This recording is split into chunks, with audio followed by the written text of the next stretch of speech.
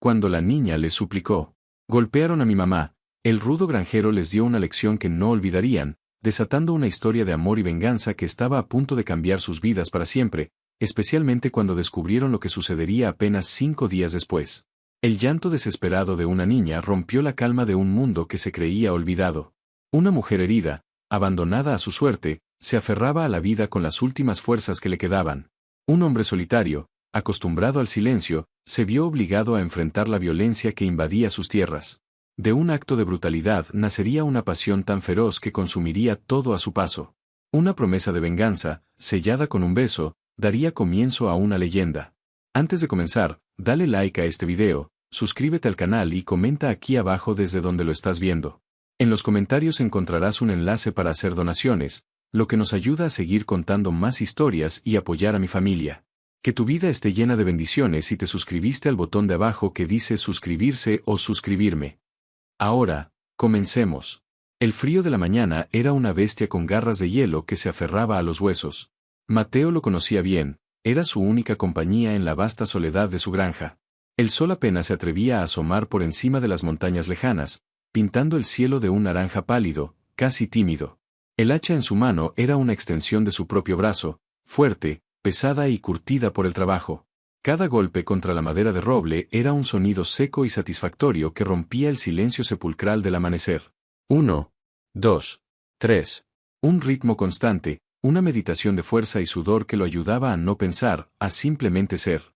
Llevaba años viviendo así, en una paz rústica y autoimpuesta, lejos del ruido y la maldad del mundo. O eso creía él. Fue entonces cuando un sonido distinto, ajeno a la naturaleza que lo rodeaba, le hizo detener el hacha en el aire. Era un sollozo, un llanto diminuto, ahogado, casi devorado por el viento helado. Mateo agudizó el oído, su cuerpo tenso como la cuerda de un arco. No eran los pájaros, no era el crujir de las ramas. Era humano. Giró la cabeza, sus ojos grises como el acero barriendo la línea de árboles que marcaba el límite de su propiedad. Y allí, entre la bruma matutina, vio una figura pequeña, un bulto de ropas gastadas que temblaba sin control. Dejó el hacha clavada en el tocón y caminó con paso lento pero decidido hacia la aparición. A medida que se acercaba, la figura se hizo más nítida. Era una niña, no tendría más de 6 años, con el rostro sucio de tierra y lágrimas, los ojos abiertos como platos, llenos de un pavor que ningún niño debería conocer. Su pequeño cuerpo se sacudía por el frío y el miedo. Estaba descalza, sus pies amoratados sobre la tierra escarchada. ¿Qué haces aquí, pequeña? ¿Estás perdida?, preguntó Mateo, su voz grave y rasposa por el desuso, un sonido que pareció asustarla aún más. La niña retrocedió un paso, sus labios temblando. Luchaba por hablar, el aire se le quedaba atrapado en la garganta. Finalmente, con un hilo de voz que apenas se oyó, susurró las palabras que harían añicos el mundo solitario de Mateo. Golpearon a mi mamá. El corazón del granjero, un músculo endurecido por años de aislamiento, pareció detenerse por un instante. Una furia helada, una rabia primigenia que no sabía que poseía, comenzó a hervir en sus venas. Miró los ojos de la niña, vio el terror puro en ellos y supo que no era una mentira. ¿Dónde?, preguntó, su voz ahora un gruñido bajo y peligroso. La niña, llamada Lucía, solo pudo señalar con su dedito tembloroso hacia el bosque. Por allí. Unos hombres malos. Se la llevaron. Sin pensarlo 2 veces, Mateo entró en su cabaña, tomó su viejo rifle del soporte sobre la chimenea, verificó que estuviera cargado y salió. Se agachó frente a la niña. Escúchame bien, pequeña. Te vas a quedar aquí en el porche. No te muevas. No hagas ruido. Volveré con tu mamá, ¿entiendes? Lucía asintió, las lágrimas cayendo en silencio por sus mejillas. Mateo se internó en el bosque, siguiendo las pequeñas y desesperadas huellas que la niña había dejado. Cada pisada suya era silenciosa, sus sentidos alerta como los de un depredador. Conocía cada árbol, cada piedra de ese bosque, y ahora lo recorría no como un granjero, sino como un cazador. No tardó mucho en encontrar el rastro. Ramas rotas, hierba aplastada y, finalmente, unas manchas oscuras en el suelo que le helaron la sangre. Siguió el rastro de la violencia hasta un pequeño claro. La escena lo golpeó con la fuerza de un martillo. Clara, la madre de la niña, yacía inmóvil en el suelo, su ropa rasgada, su rostro cubierto de moratones y sangre seca. Por un instante terrible, Mateo pensó que había llegado tarde. Se arrodilló a su lado, buscando con dedos temblorosos el pulso en su cuello. Y lo encontró. Débil, irregular, pero estaba allí. Un suspiro de alivio se le escapó. Estaba viva. Con una delicadeza que contradecía su tamaño y la furia que lo consumía, Mateo la tomó en sus brazos. Pesaba tan poco, era tan frágil. La levantó con cuidado, su cuerpo inconsciente se amoldó al suyo. Cada herida en ella era una brasa ardiente en su propia piel. Al alzarla, Clara emitió un leve gemido de dolor, un sonido que avivó aún más el fuego de la venganza en el corazón de Mateo. Tranquila, susurró, aunque sabía que no podía oírlo. Ya estás a salvo. Te cuidaré. Con Clara en brazos, caminó de regreso a la cabaña. El peso de la mujer era nada comparado con el peso de la promesa que se estaba formando en su alma. Encontraría a los hombres que habían hecho esto. Y les haría pagar. Al llegar a la cabaña, Lucía corrió hacia él. «Mamá», gritó al ver el estado de su madre. Mateo la detuvo con una mano en el hombro. «Tu mamá está herida, pero va a estar bien. Necesita descansar. Ahora necesito que seas una niña valiente». La llevó dentro, depositando a Clara con sumo cuidado en su propia cama, la única de la cabaña. La mujer temblaba, víctima de la fiebre y el shock. Mateo encendió el fuego en la chimenea, sus movimientos rápidos y eficientes. Luego, fue por agua y paños limpios. Comenzó la ardua tarea de cuidarla. Le limpió las heridas con una suavidad que jamás se habría creído capaz de poseer. Cada corte, cada hematoma en su piel era una afrenta personal. Su rostro, aún en la inconsciencia y maltratado por la golpiza, era hermoso. Tenía los pómulos altos, una boca delicada ahora hinchada y partida, y un cabello oscuro y espeso que se desparramaba sobre la almohada. Mientras la cuidaba, Lucía lo observaba todo desde una esquina, aferrada a una vieja manta, sus ojos grandes y asustados no se apartaban de él ni de su madre. Mateo se dio cuenta de que la niña también necesitaba cuidados. Fue a la cocina, le calentó un poco de leche con miel y le cortó un trozo de pan. Se arrodilló frente a ella y se lo ofreció. «Toma, tienes que comer algo». Lucía lo miró con desconfianza, pero el hambre pudo más. Tomó el pan y comenzó a comer con pequeños mordiscos. «Gracias, señor», murmuró. «Me llamo Mateo», dijo él, y por primera vez en mucho tiempo, una sonrisa fugaz y cansada apareció en su rostro. Pasaron las horas. Mateo no se separó de la cama de Clara.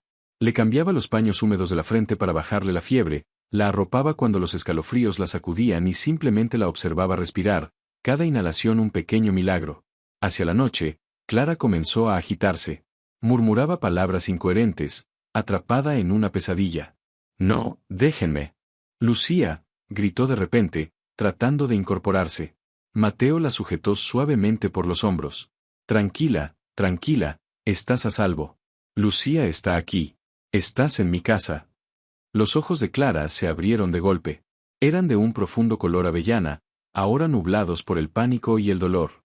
Lo miraron sin reconocerlo, su cuerpo se tensó bajo su contacto. «¿Quién? ¿Quién eres tú? ¿Dónde está mi hija?», preguntó con voz rota. «Mi nombre es Mateo. Tu hija me encontró en el bosque. Te traje aquí. Estás a salvo», repitió él con una calma que no sentía. La furia seguía hirviendo bajo la superficie. Clara recorrió la habitación con la mirada, sus ojos se posaron en la pequeña figura de Lucía, que se había quedado dormida en un sillón junto al fuego. Una ola de alivio la inundó, relajando sus músculos. Miró de nuevo a Mateo, esta vez con una pizca de comprensión. «Tú, nos salvaste». «Hice lo que cualquiera hubiera hecho», respondió él, restándole importancia. Pero ella negó con la cabeza, una mueca de dolor cruzó su rostro. «No, no cualquiera lo hubiera hecho. Gracias». Se hizo un silencio, solo roto por el crepitar de la leña en la chimenea. Mateo podía sentir el calor de la piel de Clara bajo sus manos, una conexión inesperada y poderosa. Se dio cuenta de que todavía la estaba sujetando y retiró las manos torpemente, sintiendo una extraña punzada de pérdida. «Debes descansar», dijo, poniéndose de pie. «Si necesitas algo, estaré aquí». Durante el resto de la noche, veló su sueño. No pudo dormir. La imagen del rostro aterrorizado de Lucía y el cuerpo malherido de Clara estaban grabadas a fuego en su mente. Eran una responsabilidad que había caído sobre él desde el cielo o desde el infierno, y no iba a fallarles. A la mañana siguiente, Clara despertó sintiéndose un poco más fuerte. El dolor seguía ahí, un recordatorio brutal de lo ocurrido, pero la fiebre había bajado. Vio a Mateo atizando el fuego, su espalda ancha y sus hombros poderosos llenaban la pequeña cabaña. Había un aura de fuerza y seguridad en él que la tranquilizaba. Él sintió su mirada y se giró. «Buenos días. ¿Cómo te sientes?» «Adolorida», admitió ella. «Pero mejor. Gracias a ti». Lucía se despertó y corrió hacia la cama para abrazar a su madre. El reencuentro fue un torbellino de lágrimas y susurros de consuelo. Mateo observó la escena desde la distancia, sintiéndose un intruso en aquel momento tan íntimo, pero también extrañamente conmovido. Aquella cabaña, que durante años había sido un refugio de soledad, ahora estaba llena de vida, de dolor y de amor. Desayunaron juntos. Mateo les preparó un guiso caliente que reconfortó sus cuerpos y sus almas. Mientras comían, Clara, con la voz aún temblorosa, le contó lo que había pasado. Ella y Lucía viajaban hacia el oeste, buscando reunirse con su hermano, su única familia, después de la muerte de su esposo un año atrás. Se habían quedado sin dinero y su carreta se había roto. Fue entonces cuando aparecieron esos hombres. Eran 4, recordó, su mirada perdida en el horror. Nos vieron solas, indefensas. Querían nuestro poco dinero y algo más. Les supliqué que no nos hicieran daño, que se llevaran todo. Pero se rieron. La voz de Clara se quebró. Uno de ellos, el que parecía el jefe, tenía una cicatriz en la cara, con forma de cuervo. Me agarró. Yo le dije a Lucía que corriera, que se escondiera en el bosque. Y entonces, empezaron a golpearme. Mateo apretó los puños bajo la mesa con tanta fuerza que sus nudillos se pusieron blancos. El cuervo. Había grabado ese nombre en su memoria. Sería su único objetivo. Ya no tienes que preocuparte por ellos, dijo con una voz tan dura que hizo que Clara lo mirara sorprendida. Te lo prometo. En sus ojos grises, ella no vio solo una promesa, vio una sentencia. Supo en ese momento que aquel hombre no descansaría hasta cumplir su palabra. Los siguientes días fueron una extraña mezcla de curación y descubrimiento. Mateo cuidaba de Clara y Lucía con una dedicación absoluta. Arregló la vieja carreta, cazó para conseguir comida y se aseguró de que nunca les faltara leña para el fuego. Clara, a medida que sus heridas sanaban, comenzó a moverse por la cabaña, insistiendo en ayudar. Cocinaba con los ingredientes que le traía, remendaba sus ropas gastadas y llenaba el silencio con conversaciones tranquilas. Lucía, al ver a su madre recuperarse y sentirse segura bajo la protección de Mateo, volvió a ser una niña. Jugaba cerca de la cabaña, reía y le hacía a Mateo preguntas interminables sobre los animales y las plantas del bosque. Y él, para su propia sorpresa, se encontraba respondiendo con paciencia, enseñándole a identificar huellas de animales o el canto de los pájaros. Una tarde, mientras Clara lavaba los platos y Mateo afilaba su cuchillo de caza junto al fuego, el silencio se volvió más íntimo.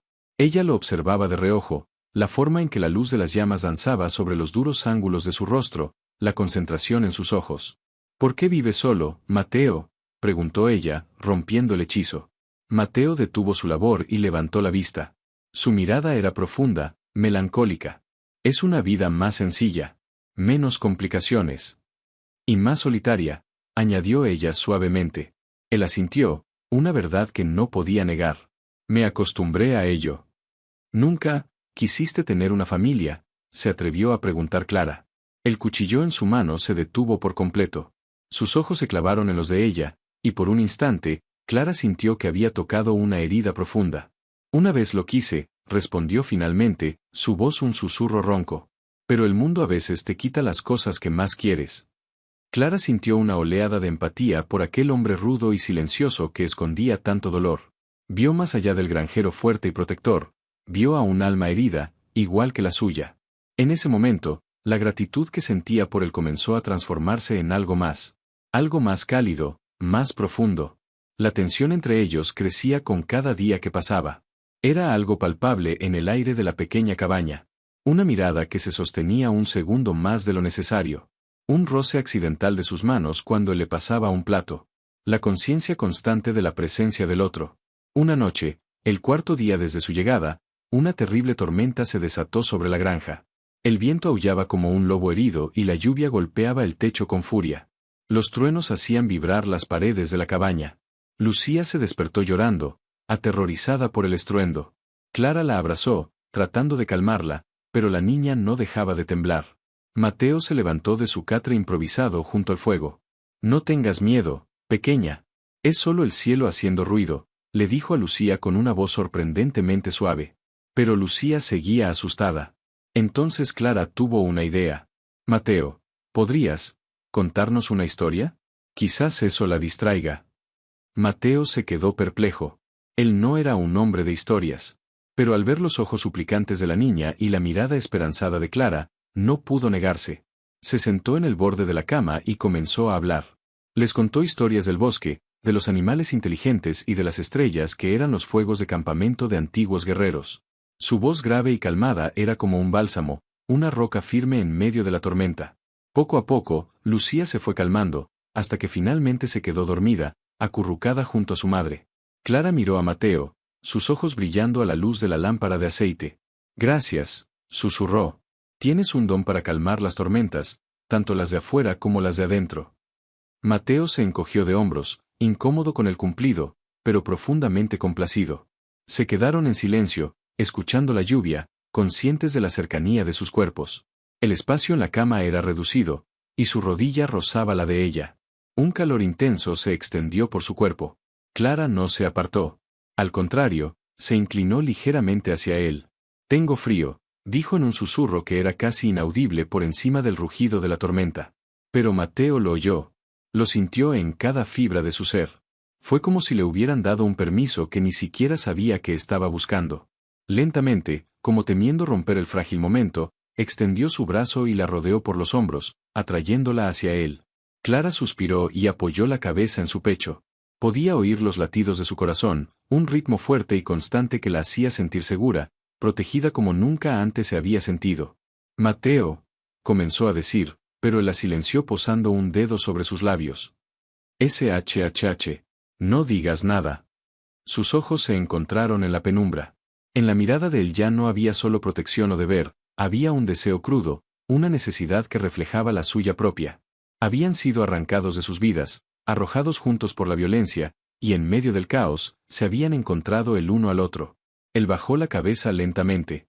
Clara cerró los ojos, su aliento se entrecortó en anticipación. Y entonces, sus labios se encontraron. El primer beso no fue suave ni tierno. Fue desesperado, hambriento. Un beso que hablaba de soledad, de miedo y de una abrumadora necesidad de sentirse vivos. Las manos de Mateo subieron por su espalda, aferrándose a ella como si fuera un ancla en su tormenta personal. Las manos de Clara se enredaron en su cabello, atrayéndolo más cerca. Todo el anhelo contenido, toda la tensión acumulada en los últimos días, explotó en una llamarada de pasión. Con cuidado de no despertar a Lucía, que dormía profundamente entre ellos, Mateo movió su cuerpo para cubrir el de Clara. Clara. Gruñó su nombre contra su boca, un sonido gutural que era a la vez una pregunta y una súplica. ¿Estás segura? Ella no respondió con palabras. Respondió arqueando su cuerpo contra el de él, una invitación inconfundible. Lo necesitaba. Necesitaba sentir la fuerza de su cuerpo, la solidez de su presencia. Necesitaba que él borrara los horribles recuerdos con sensaciones nuevas y abrumadoras.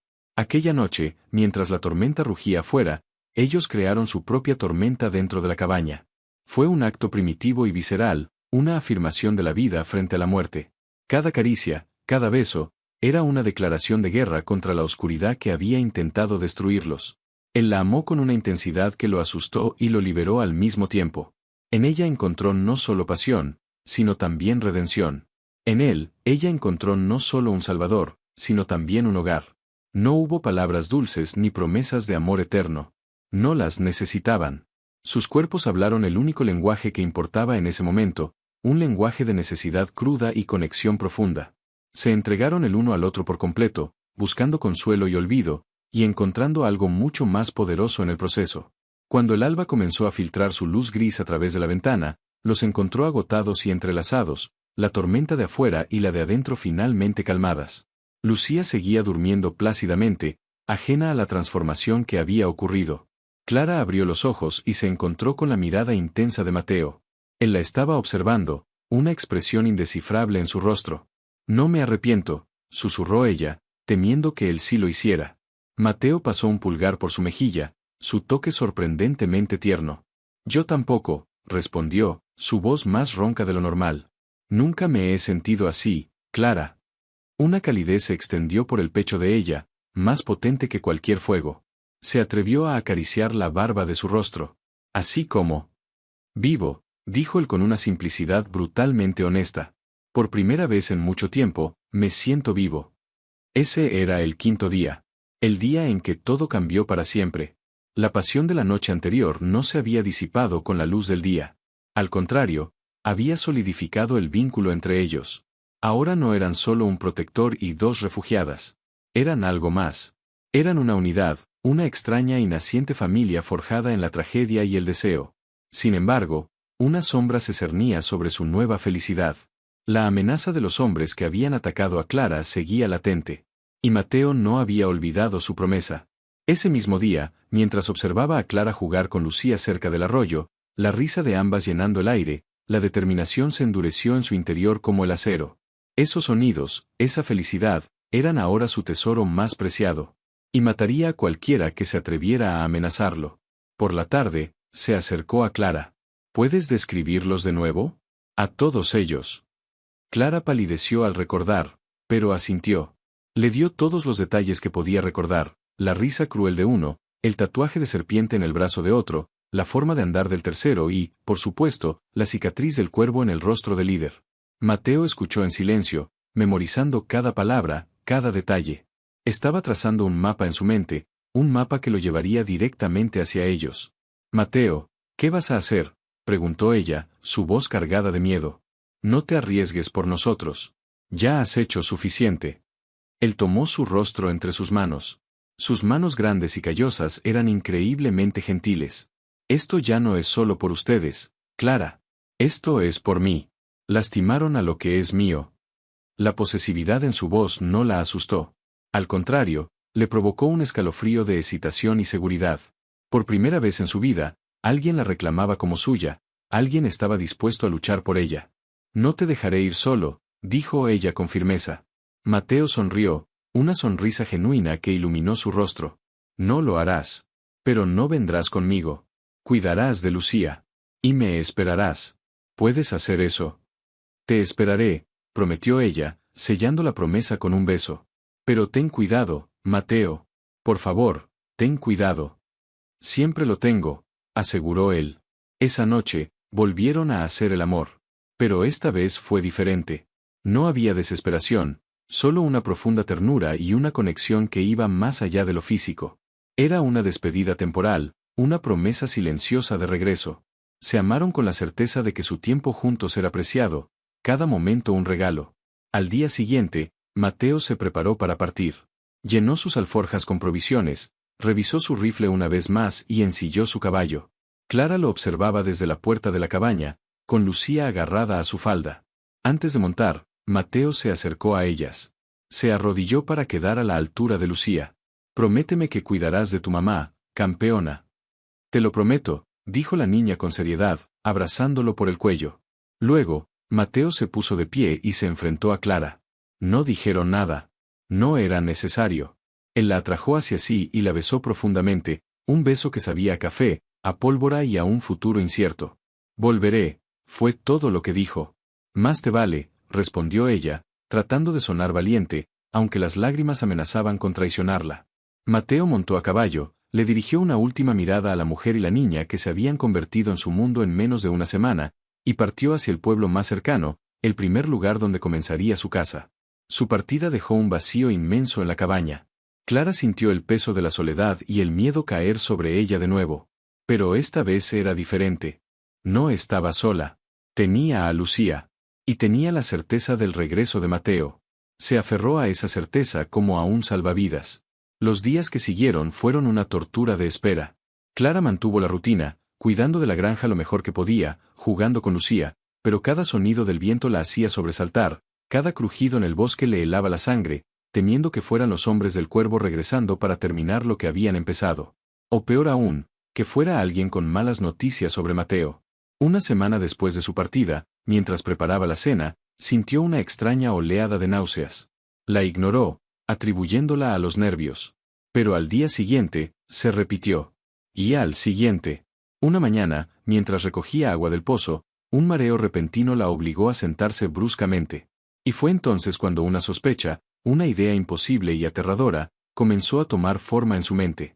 Contó los días. Recordó la noche de la tormenta, la pasión desenfrenada. Su ciclo, siempre regular, se había retrasado. Un escalofrío recorrió su espalda, una mezcla de pánico y una extraña, abrumadora alegría. Era imposible. Había pasado tan poco tiempo. ¿Cómo podía ser? Pero en el fondo de su corazón, lo sabía. Llevaba una nueva vida dentro de ella. La vida de Mateo. Mientras tanto, a kilómetros de distancia, Mateo seguía la pista de sus presas. En el pueblo, con una discreción nacida de años de observación, preguntó por hombres que coincidieran con la descripción de Clara. La gente era reacia a hablar, el miedo era una plaga en esas tierras sin ley. Pero Mateo tenía una forma de hacer hablar a la gente, una mezcla de paciencia, intimidación y la promesa de que él se encargaría del problema que ellos no se atrevían a enfrentar. Descubrió que la banda del Cuervo era conocida y temida. Se dedicaban a aterrorizar a los viajeros y a los granjeros aislados. Su base de operaciones era un viejo rancho abandonado en las colinas. Con la información que necesitaba, Mateo no esperó. No fue al sheriff. Esto era personal. Cabalgó hacia las colinas, su corazón un tambor de guerra, su mente fría y calculadora. No iba a ser una masacre imprudente. Tenía un plan. Durante 2 días observó el rancho desde la distancia, estudiando sus rutinas, sus guardias, sus debilidades. Eran 4, tal como Clara había dicho. Eran descuidados, arrogantes en su poder. La noche del segundo día, actuó. La luna estaba oculta tras unas nubes espesas. El silencio era su aliado. Se deslizó como una sombra, neutralizando al guardia exterior sin hacer un ruido. Entró en la casa del rancho. Los otros 3 estaban bebiendo, jugando a las cartas. No lo vieron venir hasta que fue demasiado tarde. No hubo un tiroteo espectacular. Fue algo más rápido, más brutal, más íntimo. La furia de Mateo era una fuerza de la naturaleza. Usó su cuchillo, sus manos, la sorpresa. Cuando todo terminó, 2 de ellos yacían sin vida en el suelo. El último, el cuervo, estaba de rodillas, con la hoja del cuchillo de Mateo presionada contra su garganta. El miedo en los ojos del hombre era la única recompensa que Mateo necesitaba. ¿Sabes por qué estoy aquí?, gruñó Mateo. El cuervo, temblando, negó con la cabeza. Piénsalo bien. Una mujer y una niña. En el bosque. Hace poco más de una semana, dijo Mateo, su voz goteando veneno. Un destello de reconocimiento cruzó el rostro del cuervo, seguido de una mueca de desprecio. Esa zorra, se lo merecía. No pudo terminar la frase. El impacto de lo que Mateo hizo a continuación resonaría por toda la comarca. No fue solo venganza, fue una declaración. Cuando Mateo finalmente regresó a su granja, 2 semanas después de haberse marchado, era un hombre diferente. Había una quietud en él, una paz sombría. La tormenta en su interior había amainado. Clara lo vio llegar desde la ventana y corrió hacia él, lanzándose a sus brazos. Lo abrazó con fuerza, inhalando su olor a tierra y a pólvora, asegurándose de que era real, que estaba allí. ¿Se acabó?, susurró ella contra su pecho. Se acabó, confirmó él, besando su cabello. Nunca más volverán a hacerle daño a nadie. Esa noche, mientras Lucía dormía, se sentaron junto al fuego. El silencio entre ellos ya no era tenso, sino cómodo, lleno de todo lo que no necesitaban decir. Finalmente, Clara tomó una profunda respiración. Mateo, tengo que decirte algo. Él la miró, su expresión se tornó seria al ver la ansiedad en el rostro de ella. Estoy embarazada. El mundo de Mateo se detuvo. Miró sus ojos, buscando una señal de duda, de broma, pero solo encontró verdad y un poco de miedo. Embarazada. En tan poco tiempo. Su mente luchó por procesarlo. Un hijo. Una familia. Todo lo que había perdido, todo lo que había renunciado a tener, se lo estaban ofreciendo de nuevo. Un torbellino de emociones lo golpeó, shock, miedo, y luego, una oleada de alegría tan pura y abrumadora que le quitó el aliento.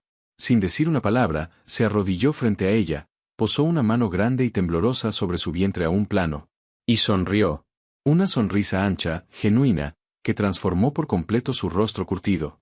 Un hijo, susurró, la palabra llena de asombro y reverencia. Nuestro hijo. Las lágrimas que Clara había estado conteniendo finalmente rodaron por sus mejillas. Eran lágrimas de alivio, de felicidad. Él no estaba enojado, no la estaba rechazando. Estaba feliz. La noticia de su acto heroico se extendió como la pólvora, sellando su leyenda en el territorio. Ya no era solo el granjero solitario, era el hombre que había desafiado a la banda del Cuervo y había ganado, el hombre que protegía lo que era suyo con una ferocidad legendaria. Pero para Mateo, su leyenda no importaba. Lo único que importaba era la pequeña familia que había formado en su cabaña, la mujer que amaba con una intensidad que lo consumía y el hijo que crecía en su vientre, un hijo concebido en una tormenta, nacido de la violencia, pero destinado a un futuro de amor y protección. El fuego de la chimenea proyectaba sombras danzantes en las paredes de la cabaña, un ballet silencioso que ahora les resultaba familiar y reconfortante. El aroma de pino y guiso de conejo llenaba el aire. Lucía dormía profundamente en una pequeña cama que Mateo había construido para ella en un rincón, un nido de mantas y heno fresco que olía a campo. Para ella, esa cabaña ya no era un refugio temporal, era su hogar. En la cama principal, Mateo rodeaba a Clara con un brazo posesivo, su gran cuerpo era una muralla de calor contra la fresca noche de la montaña. Tenía la mano apoyada sobre el vientre de ella, un gesto que se había vuelto instintivo, un ancla que lo conectaba con la milagrosa realidad de la vida que crecía en su interior. Clara suspiró, un sonido de pura satisfacción, y se acurrucó más contra él. Habían pasado 3 semanas desde la revelación de su embarazo, 3 semanas desde que el mundo de Mateo se había reconfigurado por completo. La rabia que lo había impulsado a buscar venganza se había disipado, reemplazada por un instinto protector tan feroz y vasto como el cielo nocturno que los cubría. ¿En qué piensas?, susurró Clara en la oscuridad. La barba de Mateo rozó su frente cuando él se inclinó para besarla. Su voz era un murmullo bajo y ronco. Pienso que nunca en mi vida me había sentido así. ¿Así como?, preguntó ella, aunque ya sabía la respuesta. Necesitaba oírla. Completo, dijo él. Antes de ustedes, era como si me faltara una parte. Ni siquiera lo sabía, pero lo sentía en el silencio. Ahora el silencio está lleno de vida. Se movió, girándola para que quedara frente a él. A la luz parpadeante del fuego, sus ojos grises la escudriñaban con una intensidad que todavía le robaba el aliento. Le acarició la mejilla con el dorso de los dedos, su piel áspera contra la suavidad de la de ella. Clara, quiero que te cases conmigo. Quiero que seas mi esposa, legalmente. Quiero que este niño lleve mi nombre. Quiero darles todo. El corazón de Clara dio un vuelco. No era una propuesta romántica sacada de un libro, pero era mucho más. Era una declaración de intenciones, una promesa de un hombre que no malgastaba las palabras. Era real. Mateo, dijo ella, su voz temblando por la emoción. Sí, por supuesto que sí. Él sonrió, y el alivio en su rostro era palpable. La besó, no con la pasión desesperada de sus primeras noches, sino con una ternura profunda, un beso que sellaba un pacto sagrado entre ellos. Sus labios se movían lentamente, saboreándola. Eres tan hermosa, murmuró él contra su boca, su aliento caliente enviando escalofríos por su piel. Incluso ahora que cada mañana siento que el mundo se me va a dar la vuelta, bromeó ella, refiriéndose a las náuseas matutinas que se habían vuelto una constante. Especialmente ahora, respondió él, y su mano se deslizó por su camisón, buscando la piel cálida de su abdomen. Su toque era a la vez reverente y posesivo. Estás llevando a nuestro hijo. No hay nada en este mundo más hermoso que eso. Su mano comenzó a trazar círculos perezosos sobre su piel, cada roce encendiendo pequeñas chispas de deseo. Aunque debo admitir que me pone un poco celoso, continuó él con voz juguetona, su aliento haciéndole cosquillas en el cuello. ¿Celoso? ¿De quién?, preguntó ella, confundida. De él, susurró Mateo, rozando su vientre con la punta de los dedos. Tiene toda tu atención ahora. A veces extraño cuando solo me mirabas a mí con esa cara de, voy a devorarte. Clara se echó a reír, un sonido cristalino en la quietud de la noche. Se incorporó sobre un codo y lo miró a los ojos, una sonrisa pícara en los labios. Ah, sí. ¿Crees que ya no puedo devorarte, granjero? Su mano viajó por el pecho de él, deteniéndose sobre el rápido latido de su corazón. Te equivocas. Tengo más hambre que nunca. La atmósfera cambió en un instante. El juego se convirtió en una necesidad palpable. Mateo la atrajo hacia él, sus cuerpos encajando perfectamente. Demuéstramelo, gruñó él, su voz cargada de un deseo que la hizo temblar. Y ella lo hizo. Lo besó con una ferocidad que lo sorprendió, reclamando su boca, susurrando cosas atrevidas en su oído, diciéndole exactamente lo que quería que le hiciera. Su timidez se había desvanecido, reemplazada por una confianza que él mismo había despertado en ella. Esa noche, se amaron con una nueva comprensión de sus cuerpos y sus almas, celebrando no solo su pasión, sino la familia que estaban construyendo. A la mañana siguiente, la idílica paz de su aislamiento fue interrumpida. Un jinete se acercaba a la cabaña. El instinto de Mateo se disparó. Inmediatamente, se interpuso entre la puerta y Clara, su mano yendo instintivamente hacia donde solía estar su rifle antes de tomar una escoba como arma improvisada. «Quédate adentro con Lucía», ordenó en voz baja. Pero cuando el jinete se acercó, Mateo vio que no era una amenaza. Era un hombre mayor, con el rostro curtido por el sol y la espalda encorvada por años de trabajo.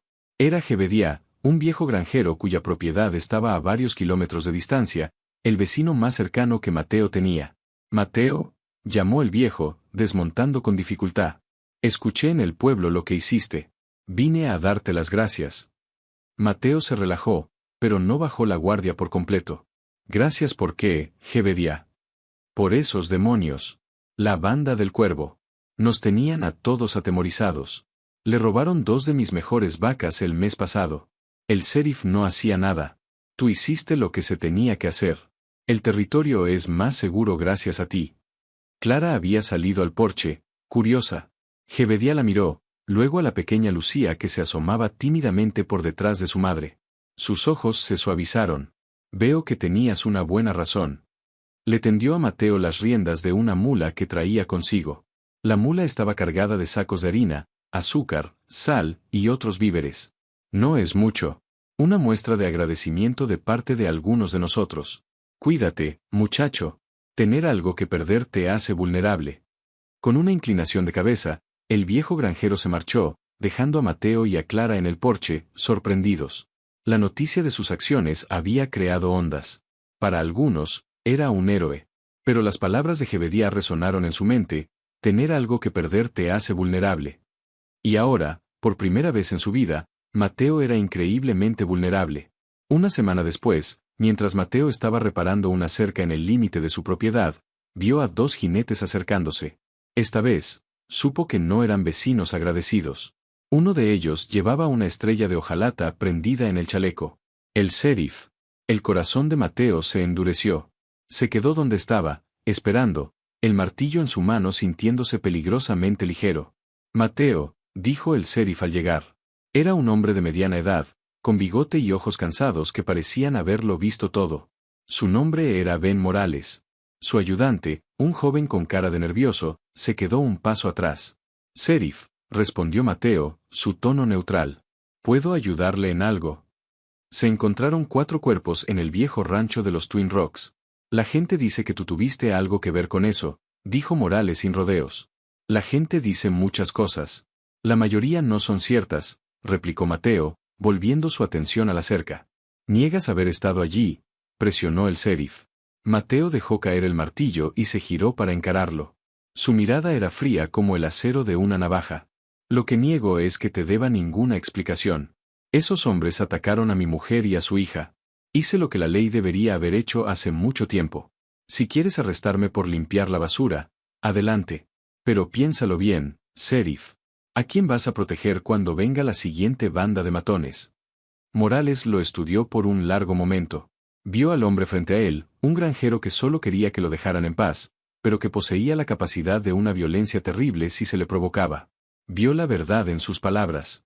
Sabía que la gente del pueblo celebraba la desaparición de la banda del cuervo. «Oficialmente», dijo el sheriff finalmente, «encontré a 4 forajidos que se mataron entre ellos en una disputa por un botín. Es una lástima. Caso cerrado». Le dirigió a Mateo una mirada de advertencia. «Pero que no se te vuelva una costumbre, Mateo. La próxima vez, déjamelo a mí». Sin más, Morales y su ayudante se dieron la vuelta y se marcharon. Mateo los observó hasta que desaparecieron, el nudo en su estómago se aflojó lentamente. Había esquivado una bala, pero el incidente lo dejó inquieto. La ley lo había perdonado, pero otros podrían no ser tan comprensivos. La paz, se dio cuenta, era algo que tendría que seguir ganando día a día. Esa noche, mientras estaban sentados junto al fuego, Clara notó su silencio, la tensión en sus hombros. Puso su mano sobre la de él. «Todo está bien, Mateo. El sheriff no volverá». Él sacudió la cabeza, su mirada perdida en las llamas. «No es el sheriff lo que me preocupa. Respiró hondo, como si se preparara para levantar un gran peso. Hay algo que no te he contado. Sobre por qué estaba solo aquí. Clara esperó en silencio, dándole el espacio que necesitaba. Sabía que este era un momento crucial. No siempre estuve solo, comenzó, su voz apenas un susurro. Tenía una esposa. Se llamaba Elena. Éramos jóvenes, estúpidos y estábamos muy enamorados. Compramos este pedazo de tierra con la idea de construir una vida, una familia. Hizo una pausa, tragando saliva con dificultad. El dolor en su voz era tan palpable que Clara sintió que le partía el corazón. Ella quedó embarazada. Estábamos tan felices. Iba a ser un niño. Yo estaba construyendo una cuna para él. En esta misma cabaña. La mirada de Mateo se desvió hacia un rincón oscuro, donde había una pila de madera vieja. Clara ahora entendía por qué nunca la había usado para el fuego. Un invierno, continuó, su voz rompiéndose, una fiebre terrible azotó la región. Elena se enfermó. Estaba tan débil. La nieve era tan alta que no pude ir a buscar al médico a tiempo. Ella y el bebé, se fueron. Los perdí a los dos en una noche. Mateo escondió el rostro entre sus manos, sus hombros sacudiéndose con sollozos silenciosos y agónicos. Todo el dolor que había mantenido encerrado durante años finalmente salió a la superficie. Clara se arrodilló frente a él, rodeándolo con sus brazos, su propio rostro bañado en lágrimas. No dijo nada. No había palabras. Simplemente lo abrazó, absorbiendo su dolor, compartiendo su carga. Lo sostuvo hasta que los sollozos cesaron y solo quedó un temblor exhausto. No te estaba reemplazando, dijo él finalmente, levantando la cabeza. Sus ojos estaban rojos, pero llenos de una claridad desgarradora. Cuando apareciste, fue como si el color volviera a mi mundo. Y ahora que estás embarazada, tengo tanto miedo de perderte también. A veces, la felicidad me asusta más que cualquier forajido. Ahora Clara comprendía la profundidad de su ser. Su ferocidad protectora, su miedo a la pérdida. No era solo un hombre rudo, era un hombre con el corazón destrozado que se atrevía a amar de nuevo. Tomó su rostro entre sus manos. No vas a perderme, Mateo. Y no estamos reemplazando a nadie. Estamos construyendo algo nuevo sobre las viejas fundaciones. Elena siempre será parte de ti y de este lugar. Pero ahora nosotros también lo somos. Lo besó con una ternura infinita, un beso de consuelo, de aceptación y de una promesa inquebrantable. A partir de esa noche, su vínculo se hizo irrompible. La revelación de su pasado, en lugar de crear una sombra, les dio una nueva profundidad, una gratitud feroz por la segunda oportunidad que la vida les había dado. Decididos a mirar hacia el futuro, Mateo sacó la madera que había guardado durante tanto tiempo. Es buen roble, le dijo a Clara, su voz firme de nuevo. Pensé que podríamos usarla para construir una habitación extra para el bebé. Y otra para Lucía. Esta cabaña se está quedando pequeña para una familia. La idea llenó a Clara de alegría. No estaban solo sobreviviendo, estaban construyendo un hogar.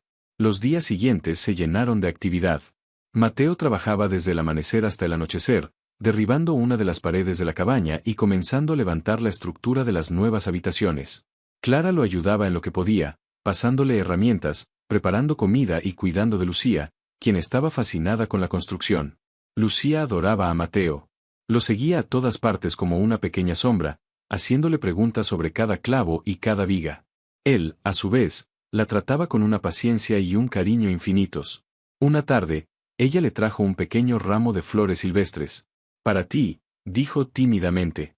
Mateo, cubierto de serrín y sudor, se detuvo y se agachó. Tomó las flores con sus manos callosas como si fueran el tesoro más delicado del mundo. Son las más bonitas que he visto nunca, campeona, dijo con seriedad, metiendo una de las flores en la cinta de su sombrero. Los ojos de Lucía brillaron de orgullo. Desde la distancia, Clara los observaba, su corazón hinchado de amor. Esa era su familia.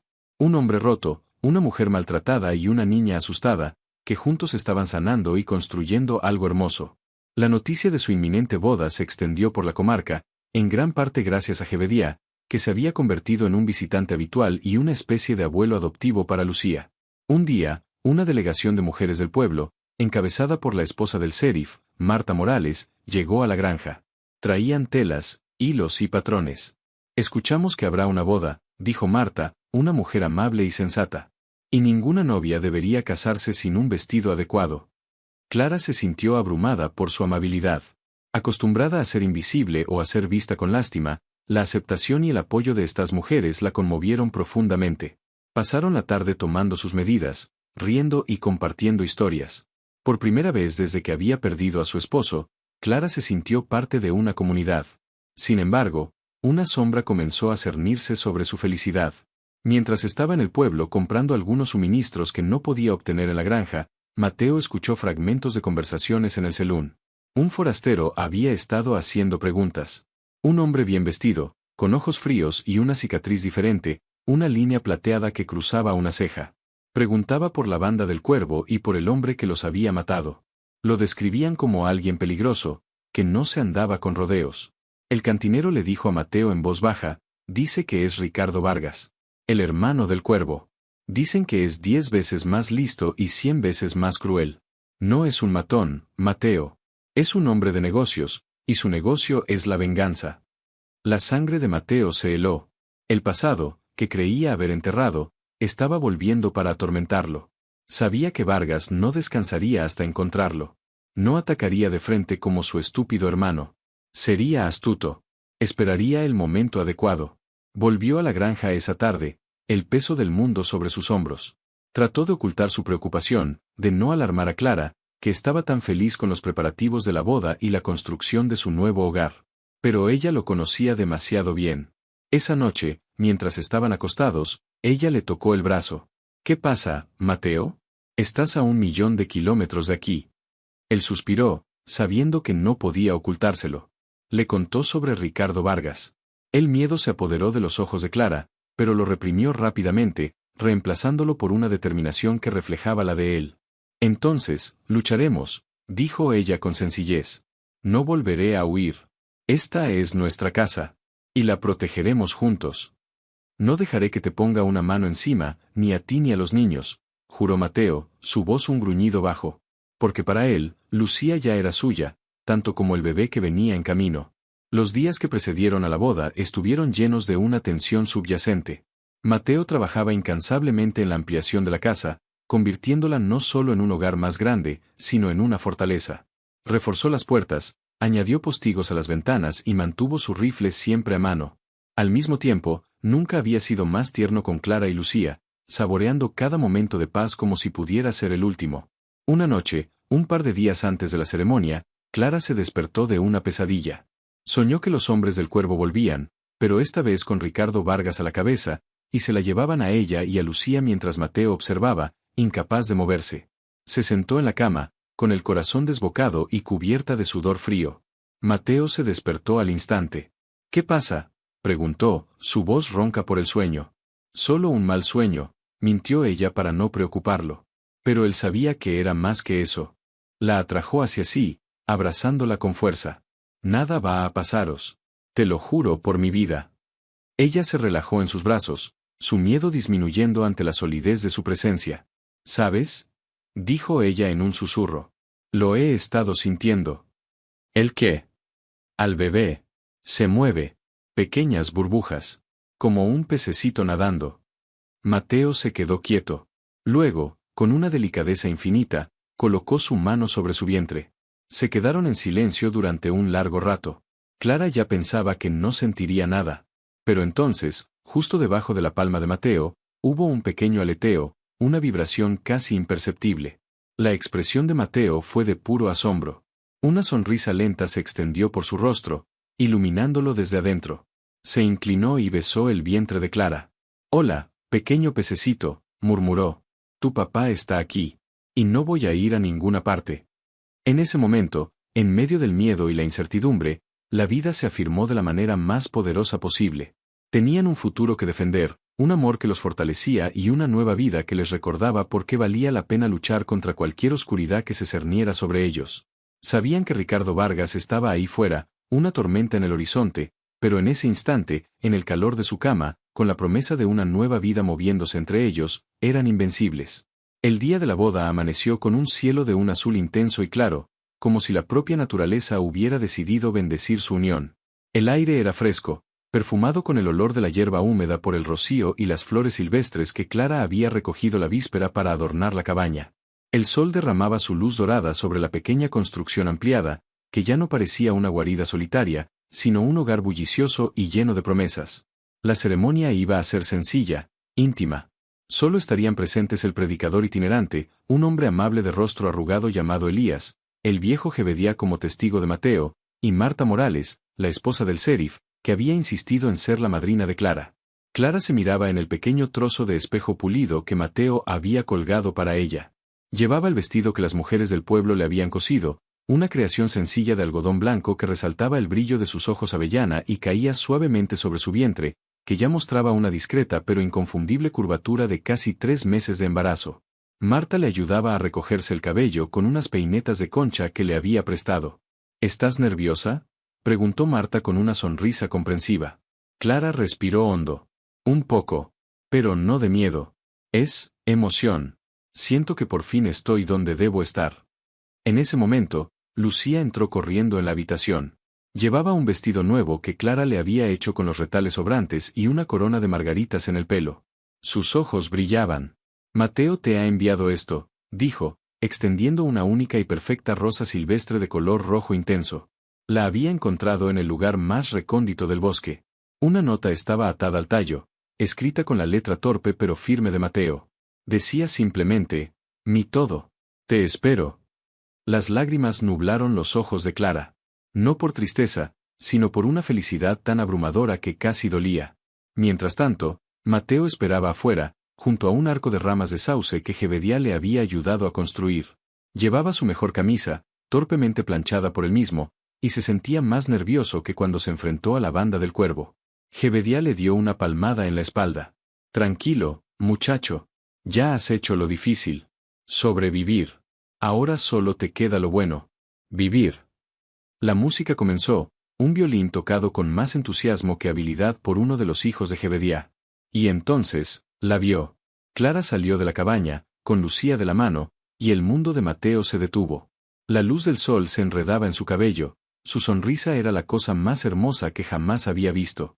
Era más que una mujer hermosa, era su ancla, su redención, su hogar. El predicador Elías comenzó a hablar, sus palabras sobre el amor, la fe y el compañerismo llenando el claro frente a la cabaña. Pero Mateo apenas lo oía. Sus ojos estaban fijos en los de Clara, una comunicación silenciosa que iba más allá de cualquier sermón. Cuando llegó el momento de los votos, Mateo no recitó palabras aprendidas.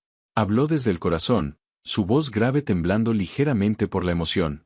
Clara, antes de que llegaras, mi mundo era en blanco y negro. Estaba vacío. Me salvaste de una soledad que me estaba consumiendo. Me diste a Lucía, y ahora llevas a nuestro hijo. No soy un hombre de palabras bonitas, pero te juro esto, dedicaré cada día que me quede de vida a protegerte, a hacerte feliz y a ser el hombre que tú y nuestros hijos merecen. Te amo. Clara, con las mejillas bañadas en lágrimas felices, respondió con su propia promesa. Mateo, tú me encontraste cuando estaba rota y perdida. Me diste seguridad, curaste mis heridas, pero sobre todo, me enseñaste a confiar de nuevo. Vi en ti no solo a un protector, sino a un hombre bueno, con un corazón más grande que estas montañas. Quiero construir mi vida contigo, llenar esta casa de risas y ser tuya, hoy y siempre. Te amo. Cuando el predicador los declaró marido y mujer, el beso que se dieron fue tierno y profundo, sellando sus promesas ante su pequeña comunidad. El resto del día fue una celebración sencilla y alegre. Jebedía había asado un cerdo, Marta había traído un pastel enorme y los pocos invitados comieron y rieron bajo el sol. Lucía, por primera vez, parecía una niña sin preocupaciones, jugando con los otros niños que habían venido. Mateo y Clara observaban la escena, cogidos de la mano, una sensación de paz instalándose en sus corazones. Por un día, la amenaza de Ricardo Vargas pareció lejana, una nube de tormenta en un horizonte muy distante. Pero la paz no estaba destinada a durar. A medida que el sol comenzaba a ponerse, tiñendo el cielo de tonos anaranjados y púrpuras, 2 jinetes aparecieron en el camino que conducía a la granja. No eran invitados. Se movían con una confianza arrogante, y sus ropas eran demasiado finas para aquella parte del país. El corazón de Mateo se hundió. La celebración se detuvo, el silencio cayó sobre el grupo. El sheriff Morales, que había llegado para el final de la fiesta, dio un paso adelante, su mano descansando sobre la culata de su revólver.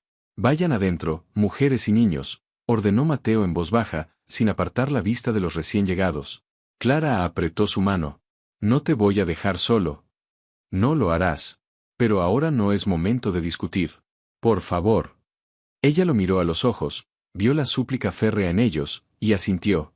Rápidamente, guió a las otras mujeres y a los niños, incluida Lucía, de vuelta a la cabaña. El hombre que iba al frente era exactamente como lo habían descrito, elegante, con una sonrisa fría y la cicatriz plateada en la ceja. Ricardo Vargas.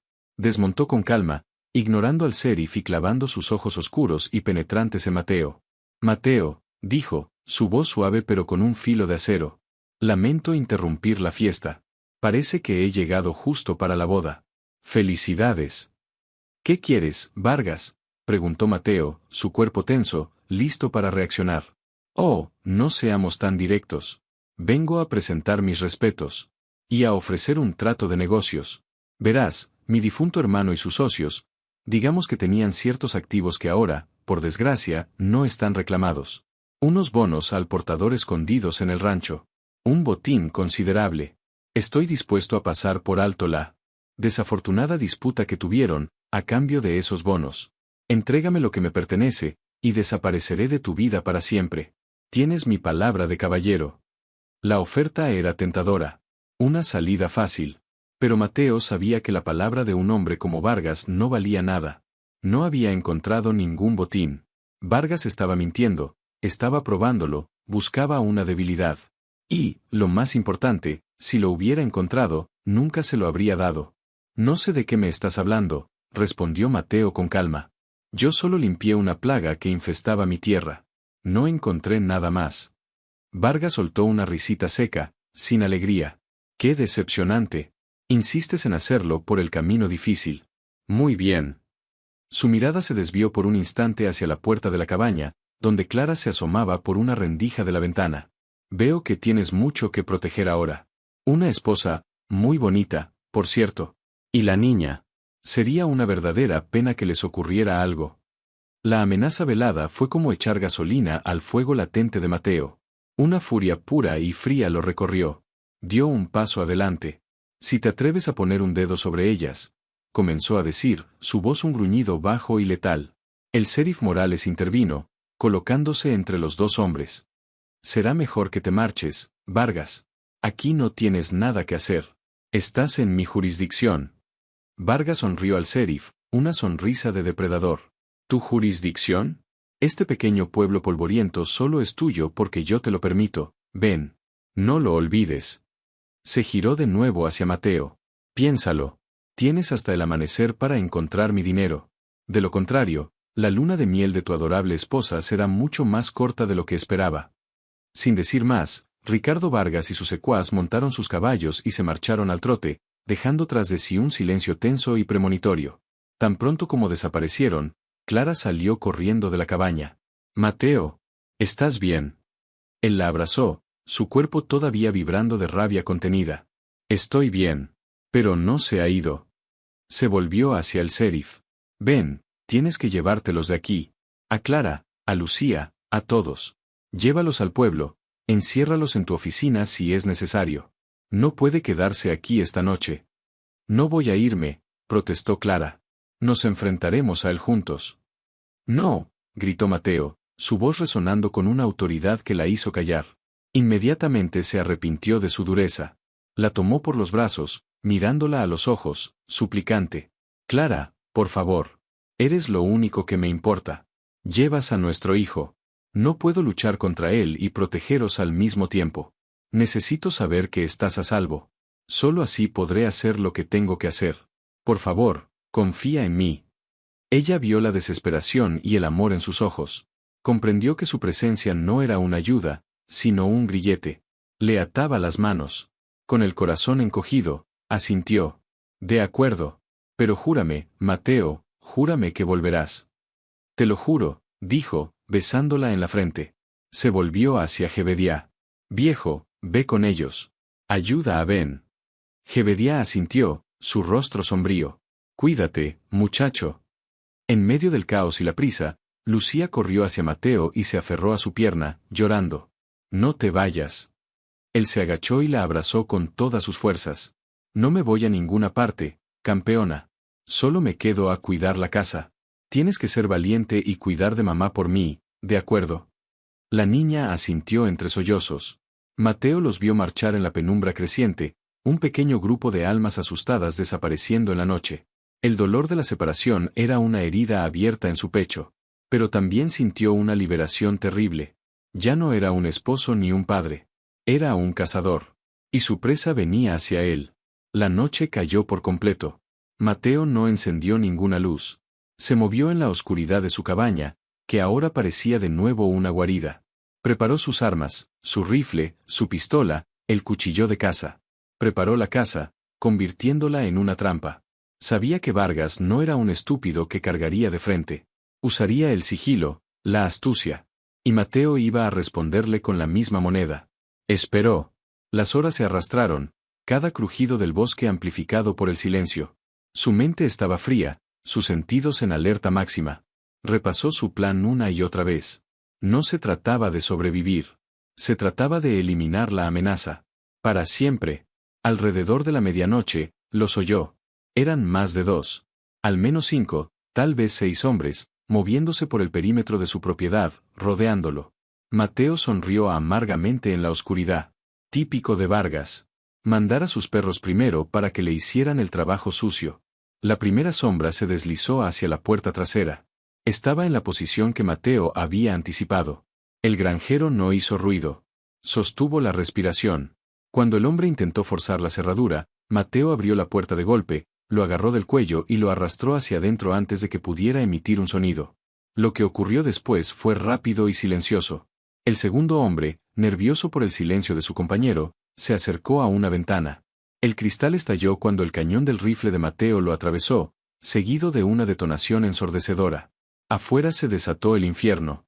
Los hombres de Vargas, expuestos y confundidos, comenzaron a disparar a ciegas hacia la cabaña. Era lo que Mateo quería. Habían revelado sus posiciones. A partir de ese momento, fue una danza mortal. Mateo se movía por la oscuridad de su casa como un fantasma, apareciendo en una ventana, disparando un tiro certero, y desapareciendo antes de que pudieran devolver el fuego. Conocía cada rincón, cada ángulo ciego. Ellos estaban en su territorio, en su trampa. 2 hombres más cayeron. Los restantes, aterrorizados, comenzaron a retroceder hacia la línea de árboles. «Es un demonio», gritó uno. Pero desde el borde del claro, la voz fría de Ricardo Vargas resonó en la noche. «Si se retiran, los mataré yo mismo. Mátenlo». De repente, unas llamas anaranjadas lamieron el cielo. Habían prendido fuego al granero. El plan de Vargas era claro: obligarlo a salir, quemar su refugio. El fuego se extendió rápidamente, el calor se sentía incluso a distancia. El crepitar de la madera consumida era un sonido desgarrador. Pero no era la casa principal. Era un señuelo. Mateo salió por la puerta trasera, reptando por el suelo, usando el humo y las sombras como cobertura. Circunvaló el claro, internándose en el bosque que también conocía. Ahora los papeles se habían invertido. Ellos estaban atrapados entre el fuego y la oscuridad. Y en la oscuridad, él era el depredador. Cazó a los hombres restantes, uno por uno. Sus movimientos eran los de un animal del bosque, silenciosos, mortales. Usó su cuchillo, sus manos. No desperdició ni una bala. Finalmente, solo quedó uno, Ricardo Vargas. Estaba de pie junto a los restos humeantes del granero, su rostro iluminado por las llamas danzantes, una expresión de incredulidad y rabia en sus facciones. Sostenía una elegante pistola plateada en su mano. «Sal y enfréntame como un hombre, cobarde», gritó a la oscuridad. «Aquí estoy», dijo la voz de Mateo justo detrás de él. Vargas se giró de golpe, sus ojos desorbitados por la sorpresa y el miedo. Antes de que pudiera levantar su arma, Mateo se abalanzó sobre él. No fue un tiroteo. Fue una pelea. Primitiva, brutal. Rodaron por el suelo, un torbellino de puños y gruñidos. Vargas era rápido y hábil, pero Mateo era más fuerte, impulsado por la furia de un hombre que defendía a su familia. La pistola de Vargas se disparó, la bala silbó junto al oído de Mateo. Logró desarmarlo, pero Vargas sacó una pequeña daga de su bota. Cortó a Mateo en el brazo, un dolor agudo y ardiente. Mateo rugió, ignorando la herida, y golpeó a Vargas con una fuerza que lo dejó sin aliento. Cayeron al suelo, con Mateo encima, sus manos alrededor del cuello de Vargas. Esto se acaba aquí, jadeó Mateo, sus nudillos blancos por la presión. Lo hiciste, por esa zorra, siseó Vargas, sus ojos inyectados en sangre. La misma, que mi hermano, debería haber. Mateo no lo dejó terminar. No iba a permitir que ensuciara el nombre de Clara con su última bocanada de aire. Apretó. Un sonido seco y horrible resonó en el claro silencioso. Y luego, nada. El amanecer llegó, pintando el cielo de los mismos colores del día de su boda. La luz reveló una escena de devastación. El granero era un montón de cenizas humeantes. Cuerpos yacían esparcidos por el claro. Y en el centro, Mateo estaba de pie, cubierto de tierra, sangre y sudor, el brazo herido sangrando profusamente. Estaba exhausto, pero estaba vivo. La amenaza había sido eliminada. Mientras el sol se alzaba, escuchó el sonido de caballos acercándose. Era el sheriff Morales con un grupo de hombres armados del pueblo. Vieron la carnicería y se quedaron sin palabras. Morales se acercó a Mateo. ¿Estás bien, hijo? Lo estaré, dijo Mateo. Su única preocupación, la única pregunta que importaba, salió de sus labios resecos. ¿Y Clara? ¿Está bien? Antes de que el sheriff pudiera responder, una carreta apareció a toda velocidad. Era Jebediah. Y a su lado, con el rostro pálido pero resuelto, estaba Clara. Había insistido en volver al primer rayo de luz, incapaz de esperar un segundo más. Se bajó de la carreta antes de que se detuviera por completo y corrió hacia él, sin importarle la sangre ni la destrucción. Se lanzó a sus brazos, sollozando de alivio. «Estás vivo. Estás vivo». Él la sostuvo con su brazo bueno, hundiendo la cara en su pelo, respirando su aroma. «Te lo juré, no», susurró. Estaban juntos. Habían sobrevivido. Pero mientras se aferraban el uno al otro en medio de las ruinas de su felicidad efímera, no sabían que la prueba más dura aún estaba por llegar. La violencia de esa noche había dejado más que solo cicatrices físicas, había plantado una semilla de oscuridad en la tierra que con tanto esfuerzo habían intentado cultivar como su santuario, y pronto descubrirían que las verdaderas batallas no siempre se libran con armas, sino en el corazón humano. La luz del sol se derramaba sobre las cenizas aún humeantes del granero, iluminando un panorama de destrucción que contrastaba brutalmente con la serenidad del cielo matutino. Los hombres del pueblo, en un silencio respetuoso y sombrío, ayudaban al sheriff Morales a llevarse los cuerpos. Cada figura que se llevaban era un recordatorio físico de la violencia que había profanado su santuario. Clara, sin soltar la mano de Mateo, limpiaba la herida de su brazo con una ternura que desmentía el horror que los rodeaba. Usó un trozo rasgado de su propio vestido para vendarlo, sus movimientos precisos y calmados, aunque su corazón seguía latiendo con la fuerza de un tambor. Lucía, al ver que Mateo estaba a salvo, se había aferrado a su otra pierna, su pequeño cuerpo temblando, buscando la solidez de su presencia como un refugio contra los terribles fantasmas de la noche. Se acabó, le susurró Mateo a Clara, tratando de infundirla con una certeza que él mismo no sentía del todo. Miraba los restos de su granero, la madera ennegrecida, las herramientas retorcidas por el fuego. Era más que una simple construcción, era el lugar donde había almacenado los sueños para su futuro, el grano para pasar el invierno, la cuna inacabada que ahora nunca sería terminada con esa madera. Habían ganado la batalla, pero el coste se sentía inmenso. El sheriff se acercó a ellos, su rostro grabado con cansancio. Será mejor que vengan al pueblo, Mateo. Al menos por unos días. Esto hay que informarlo, y será mejor que tu historia quede clara desde el principio. Mateo negó con la cabeza. No. Esta es mi casa. No vamos a huir de ella. Se arrodilló para mirar a Lucía. Aquí nos quedamos, ¿verdad, campeona? Vamos a reconstruirlo todo, más fuerte que antes. Los días que siguieron fueron una prueba de resistencia. La noticia de la batalla en la granja de Mateo consolidó su leyenda, pero también trajo consigo una atención no deseada. Curiosos que pasaban para ver el lugar, periodistas de ciudades lejanas que querían la historia del granjero justiciero. Mateo los echaba a todos con una hostilidad silenciosa. No quería ser un héroe, solo quería ser un esposo y un padre, quería la paz que tanto le había costado ganar. La comunidad, sin embargo, respondió de una manera que los conmovió hasta lo más profundo. Un día, una caravana de carretas llegó por el camino. Era Jebediah, seguido de casi todos los granjeros de la región. Traían madera, herramientas, comida y, lo más importante, sus manos dispuestas a trabajar. Un hombre no puede construir un granero solo, dijo Jebediá con su sencillez habitual. Y tú, Mateo, ya no eres un hombre solo. Durante semanas, la granja fue un hervidero de actividad. Los hombres trabajaron codo con Mateo, levantando una nueva estructura, más grande y robusta que la anterior. Las mujeres ayudaban a Clara en la casa, cocinando para la cuadrilla de trabajo, remendando ropas, pero sobre todo, ofreciéndole la compañía y el apoyo que tanto necesitaba. Clara floreció en ese ambiente. El trauma de la noche de la boda fue reemplazado por la gratitud y un abrumador sentido de pertenencia.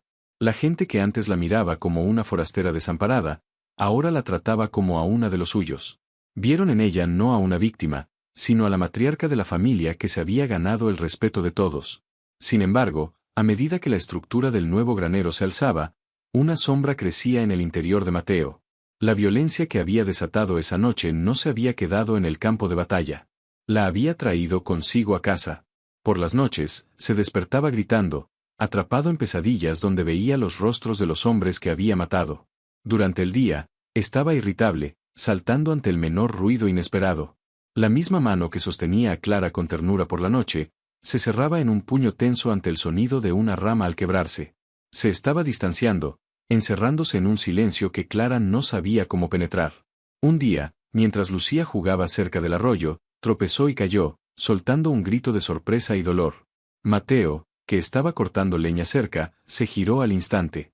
Pero en su rostro no había preocupación, sino una máscara de furia primigenia, sus ojos oscuros y desenfocados, como si estuviera viendo una amenaza diferente. «Levántate», le gritó con una voz tan dura que Lucía se quedó helada de miedo. «No llores. Llorar es de débiles». Clara corrió hacia ellos, levantando a Lucía en brazos y lanzándole a Mateo una mirada de incredulidad y dolor. Nunca le había hablado así a la niña. Mateo pareció despertar de un trance, el horror de lo que había hecho se reflejó en su rostro. «Lucía, yo no quería». Pero la niña ya estaba sollozando, asustada, y escondió su rostro en el cuello de Clara. Esa noche, la tensión en la cabaña era tan espesa que se podía cortar con un cuchillo. Después de acostar a Lucía, Clara se enfrentó a él. «Mateo, ¿qué te está pasando? Asustaste a Lucía. Te estás asustando a ti mismo. Me estás asustando a mí». «No sé qué me pasa», admitió él, pasándose las manos por el pelo con desesperación. «Cierro los ojos y veo sus caras. Lo oigo todo de nuevo. Y cuando oí a Lucía gritar, por un segundo, sentí esa misma rabia. Esa misma necesidad de destruir. Tengo miedo, Clara. Tengo miedo de que esa parte de mí que se desató esa noche no quiera volver a encerrarse». Comprendió entonces que la batalla más difícil de Mateo no había sido contra Vargas, sino contra los demonios que esa lucha había despertado dentro de él. Lo había convertido en un asesino para protegerlos, y ahora esa misma violencia amenazaba con destruir la paz que había ganado. Se sentó a su lado, tomando su mano grande y temblorosa entre las suyas. «Mataste para protegernos, Mateo. No porque disfrutaras de ello. Eres un buen hombre, el mejor hombre que he conocido. Pero hasta los hombres buenos se rompen. No tienes que pasar por esto solo. Déjame entrar. Déjame ayudarte». Él la miró, sus ojos llenos de una vulnerabilidad que nunca antes le había mostrado. Y por primera vez desde la pelea, se derrumbó, apoyando la cabeza en el regazo de ella, sus hombros sacudidos por la culpa y el dolor. Clara simplemente le acarició el pelo, dejándole soltar todo el veneno que llevaba dentro. Sabía que la curación sería un camino largo y difícil, pero lo recorrerían juntos. Los meses pasaron. La primavera dio paso a un verano exuberante. El vientre de Clara creció, un recordatorio constante de la vida y la esperanza que perseveraban. Con paciencia y un amor inquebrantable, ayudó a Mateo a sanar. Hablaban durante horas, largas conversaciones bajo las estrellas. Le animó a volver a sus viejas rutinas, al trabajo físico que le anclaba a la tierra, a enseñarle a Lucía los secretos del bosque. Poco a poco, la luz volvió a los ojos de Mateo. La tensión en sus hombros disminuyó. Volvió a reír. Aprendió a perdonarse a sí mismo, a aceptar que la violencia era parte de lo que era, una herramienta que había usado para un fin justo, pero que no tenía por qué definirlo. Comprendió que su verdadera fuerza no residía en su capacidad para destruir, sino en su capacidad para construir, para amar y para proteger de una manera que no dejara cicatrices en su propia alma. Una tarde, al final del verano, Clara sintió el primer dolor agudo. El bebé estaba en camino.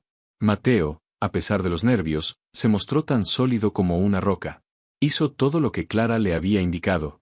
Había llamado a Marta Morales, que tenía experiencia como partera, y ella llegó lo más rápido que pudo.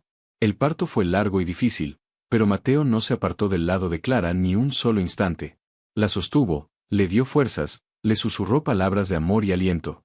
Y al amanecer, con los primeros rayos de sol iluminando la habitación que él mismo había construido, nació su hijo. Era un niño sano y fuerte, con un puñado de pelo oscuro como el de su madre y unos ojos que prometían ser del mismo gris acero que los de su padre. Cuando Mateo tomó a su hijo en brazos por primera vez, las últimas sombras de su pasado se disiparon para siempre. Al mirar el rostro diminuto e inocente de su hijo, comprendió la magnitud de lo que había defendido. No era solo tierra o un techo, era el futuro. Se llamará Daniel, susurró Clara desde la cama, exhausta pero radiante. ¿Te gusta? Daniel, repitió Mateo, probando el nombre. Significa, Dios es mi juez. Me gusta. Es perfecto. Lucía entró de puntillas en la habitación, sus ojos grandes fijos en el pequeño bulto en brazos de Mateo. ¿Es mi hermanito? Sí, campeona. Es tu hermanito Daniel, dijo Mateo, agachándose para que pudiera verlo mejor. Con una delicadeza infinita, Lucía tocó la manita del bebé, que instintivamente se cerró alrededor de su dedo. En ese momento, en la tranquila luz de la mañana, la familia estaba completa.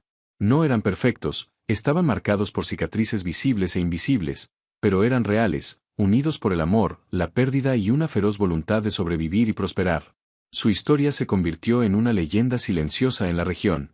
No la del granjero justiciero, sino la de una familia que había nacido de las cenizas de la violencia y que había demostrado que la fuerza más poderosa del mundo no era la venganza, sino la capacidad de reconstruir, de sanar y de amar sin reservas. La historia de Mateo y Clara es un poderoso recordatorio de que el verdadero valor de una familia no reside en la ausencia de tormentas, sino en la fuerza para capear juntas cualquier tempestad, construyendo un refugio no con madera y clavos, sino con amor incondicional y respeto mutuo. En los comentarios encontrarás un enlace para hacer donaciones, lo que nos ayuda a seguir contando más historias y apoyar a mi familia. Y si te ha gustado, suscríbete al canal.